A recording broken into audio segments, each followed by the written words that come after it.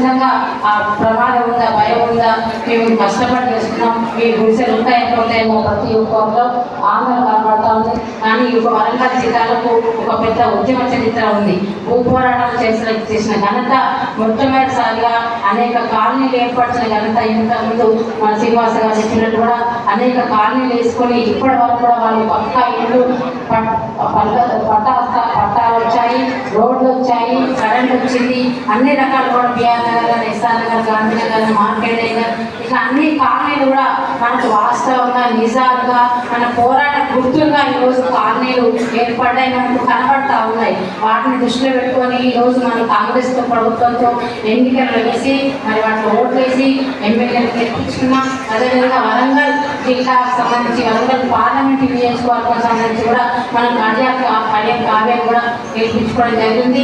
అదేవిధంగా మనకు అత్యంత సన్నిహితులుగా మన ముఖ్యమంత్రికి అత్యంత సన్నిహితులుగా మనం ఉన్న ఏకైక ఎమ్మెల్యే సాంబశివరావు గారు కూడా మరి గెలిచిన నాటువంటి కూడా అసెంబ్లీలో తన వాణిని వేడిని కూడా ముఖ్యంగా భూపోరాటకు సంబంధించి కూడా అనేక సందర్భాల్లో కూడా మరి వరంగల్ జిల్లాలో కానీ రాష్ట్ర వ్యాప్తంగా కానీ కమ్యూనిస్ట్ పార్టీ ఆధ్వర్యంలో అనేక భూపోరాటాలు చేసుకున్నాం.